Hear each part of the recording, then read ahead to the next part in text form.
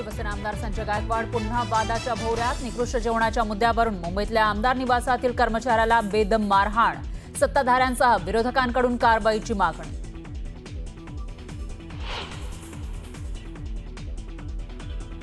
संजय गायकवाड शिवसेनेचे नाही, एसएनसी गटातले उद्धव ठाकरेंचा निशाणा, तर मुख्यमंत्र्यांना बदनाम करण्याचा प्रयत्न आहे। मोठं षडयंत्र असल्याचा ठाकरेंचा आरोप।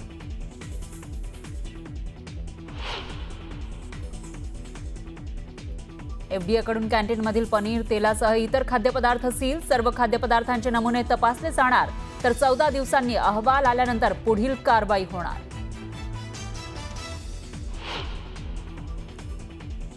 आमदार निवासातील कॅन्टीनमध्ये पुन्हा राडा। कॅन्टीनमधील वेटर भिडले। संजय गायकवाड यांच्या राड्यानंतर आणि एफडीएच्या तपासणीनंतर आता कॅन्टीनमध्ये काम करणारे वेटरच आपापसात भिडले।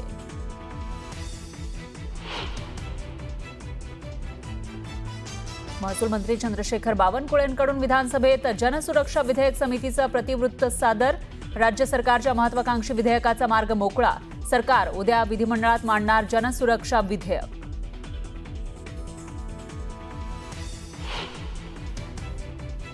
मराठी माणूस भरडला जात असेल तर आम्ही काय गतद्रष्टासारखे भांडत बसू?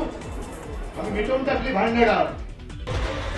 मराठी माणसाच्या मुळावर येईल त्याला मुळासकट उखडण्यासाठी मी आणि राज एकत्र आलो। उद्धव ठाकरेंचं वक्तव्य।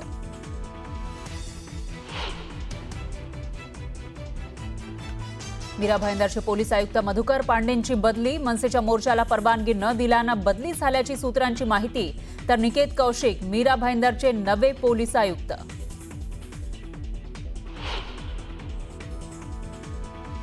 शिक्षक आंदोलक शिष्टमंडळाची मुख्यमंत्र्यांसोबत बैठक संपली। गिरीश महाजन पुन्हा एकदा शिष्टमंडळासोबत आझाद मैदानाकडे। सकारात्मक चर्चा झाल्याची माहिती।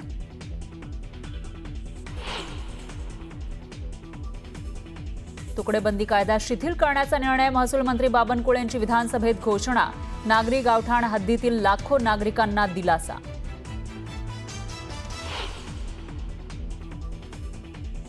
शहापूरच्या आरे जमानिया शाळेत पाळी आलेल्या मुलींची कपडे काढून तपासणी केल्या प्रकरणात 8 जणांवर पॉक्सो कायद्याअंतर्गत गुन्हा। मुख्याध्यापिका, 4 शिक्षिका, 2 संचालक आणि महिला शिपायावर गुन्हा।